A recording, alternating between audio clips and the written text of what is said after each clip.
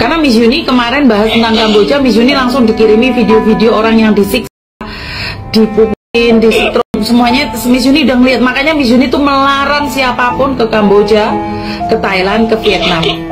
Miss Yuni melarang banget. Itu videonya Miss Yuni udah kemana-mana. Kamu tahu Miss Yuni sejak kapan, sayang?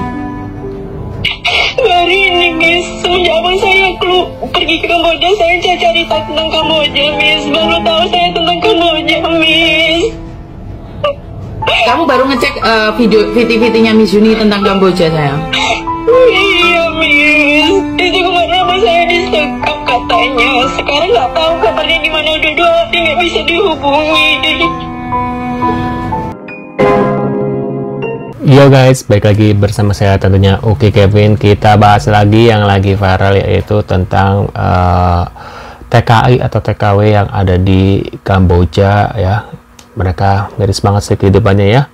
Mereka itu berencana mau merubah nasib, malah menjadi petaka. Ada yang ketika kesana sehat, tiba-tiba pulang tinggal nama gitu guys. Ini benar-benar mengerikan ya. Dan ini apa ya, harus jadi pembelajaran, atau kita harus tahu ya, harus diupdate supaya apa, mungkin ada sebagian orang yang nggak tahu ya, ketika ada lowongan kerja gitu ya, mereka masukkan keterima kerja, nah saat keterima malah dia dijebak gitu ya, dan mungkin dia disekap atau gimana, terus dia dikirim ke Kamboja. Ada juga ceritanya seperti itu guys. Makanya buat kalian yang mau ngelamar kerjaan, berhati-hatilah ya.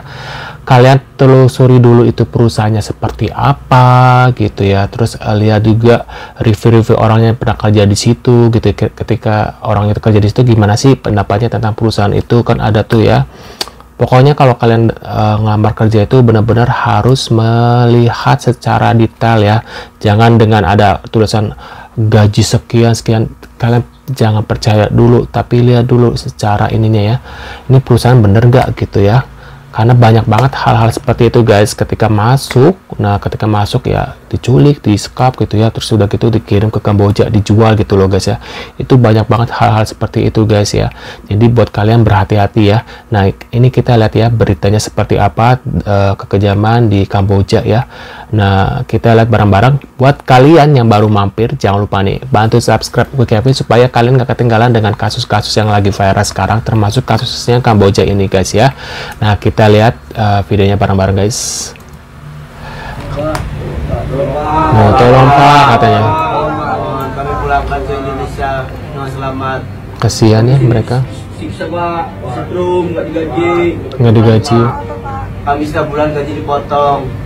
Kami nggak ada salah, kami dipotong, didenda, sampai dipukul. Itu kasihan mereka. Warga negara Indonesia, korban TPPO yang terjebak dipaksa bekerja pada perusahaan scam di Myanmar. Kemarin gue dapat info dari keluarga salah satu korban, dia ngasih tahu kalau mereka itu sekarang udah dipindahkan atau dijual ke company lain, tapi masih di daerah Myanmar. Dan kalau mereka mau dipulangkan itu harus menebus sebesar 40 juta rupiah per satu kepala. Masya Allah, gede banget. Dari kejadian ini gue tuh mikir, kenapa ya evakuasi korban TPPO di Myanmar itu kok sulit banget gitu. Dan itu tadi cuman sedikit orang yang berani speak up. Sebetulnya masih banyak lagi, ada puluhan orang lagi yang terjebak di sini, tapi mereka mau bersuara itu takut karena mereka terancam. Karena gue penasaran, akhirnya gue cari tahu kenapa evakuasi korban TPPO di Myanmar itu sulit banget. Ternyata salah satu alasannya itu adalah masalah akses teman-teman, karena kan mereka itu ditempatkan di wilayah konflik. Oh pantes, jadi agak susah ya. Untuk menuju ke situ tuh aksesnya sulit. Selain akses lokasi yang sulit, kurangnya kerjasama dari pihak Myanmar dengan kelompok-kelompok yang terlibat TPPO, serta kondisi keamanan yang tidak stabil di Myanmar. Ini juga menjadi alasan sulitnya evakuasi WNI yang terjebak di sini. Selain itu semua tadi, banyaknya jumlah korban TPPO di sini itu juga mempengaruhi proses evakuasi. Dan yang pasti, hal yang membuat evakuasi ini sangat lambat atau sangat lama itu adalah kurangnya sumber daya dan sumber dana. Sumber daya artinya orang-orang atau personil yang ingin membebaskan ini tuh nggak ada. Bener ya, apakah ini presiden sudah tahu ya dengan berita seperti ini ya? Ini beritanya sudah lama sebenarnya kasus ini ya. Kemudian sumber dana tentunya kalian tahu ya, kalau apa-apa itu harus ada dananya. Kalau nggak ada dananya nggak mungkin bisa jalan kan. Dan saja 300 triliun itu bisa dialokasikan sedikit aja untuk membantu teman-teman kita yang terjebak di sini. Apakah pemerintah melihat berita seperti ini ya? Kasihan loh, kayak gini nggak ada yang membantu guys. Ini banyak banget ya Allah Kamboja tuh guys. Ya Allah disembunyiin guys. Sadis banget lihat tuh, lihat. Ya Allah kasihan banget ya. Tuh guys, Miris banget loh keadaannya di sana. Ini siapa yang kamerain ya? Kasus WNI, mana? Kasus WNI di Kamboja lagi ini guys.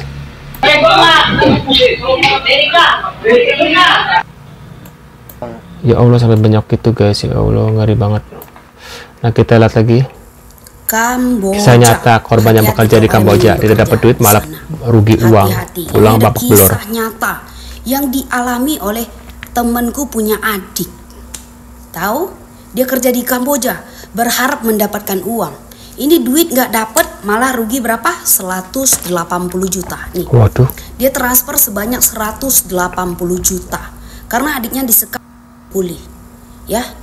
Orangnya minta bayaran. Disuruh bayar 180 juta. Hah? Terus ini temanku dia ngechat aku nih, minta tolong sama aku. Sinme, tolong Sinme. Ngapa gue bilang? Iya, adik gue disekap di Kamboja. Gimana nih Sinme? Kami udah bayar sebanyak 180 juta tapi nggak mau ngelepasin adik gue. Gimana? Aku bilang sama dia, hubungin KBRI, Kedutaan Besar Indonesia ya. KBRI, Kedutaan Besar Republik Indonesia. Itu hubungin, gue bilang, minta bantu kirimin bukti rekening. Nanti dia lacak nih siapa penerimanya segala macem, bisa dilacak ini dari bukti transfer, aku bilang gitu. Terus dia bilang iya gini-gini, ya aku cuma bisa apa? Bantu doain, bantu kirim doa, ya. Semoga ada keberuntungan untuk dia. Terus nggak lama kemudian temen aku kabarin aku, Sinme, adik gue udah pulang, udah selamat, untung aja, tapi dia babak belur katanya. Lu bayangin. Gue bilang nggak apa-apa, yang penting bersyukur, aku bilang gitu ya. Adik kamu udah pulang, gitu kan. Jadi pelajaran berikutnya, biarlah hidup ini pas-pasan. Benar. Kerja di Indonesia, asalkan selamat. Ngerti, aku bilang gitu sama dia. Dia bilang makasih udah bantu sekian-sekian. Kalau gue nggak ada bantu apa-apa, gue cuma bantu sarain dan bantu doa doang ya kan. Terus dia bilang iya mungkin berkat doa mamanya juga. Iya pastilah, doa orang tua menembus langit ya kan. Pun dia masih memiliki hoki dan rezeki itu ya.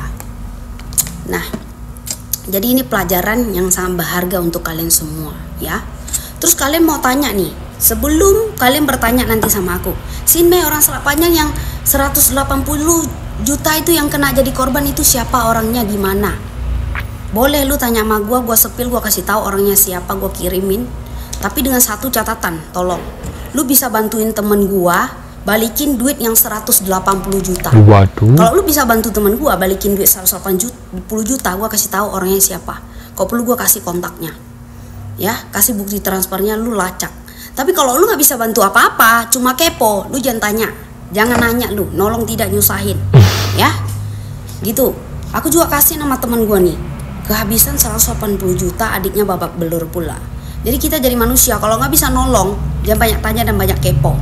Gitu aja ya. Selain Benar. kisah ini kisah nyata temen gue sendiri yang gue alami ya. Jadi aku memberikan kalian edukasi. Kalian kalau mau bekerja hati-hati, karena sekarang kondisinya sedang tidak baik-baik saja. Kita sudah berada di mana? Akhir zaman. Di mana orang tuh banyak yang penyakitan, sakit-sakitan, dan butuh banyak organ. Ya, manusia sekarang udah kehilangan hati nurani. Ya, kejam demi uang apapun yang dia lakukan. Ya, itu hati-hati. Terus kalian lihat nih berita-berita, kalian scroll tuh, kalian lihat, kalian ketik kalau nggak keluar di FYP kalian. Ya, ada yang orang Medan pulang tinggal mayit karena diambil.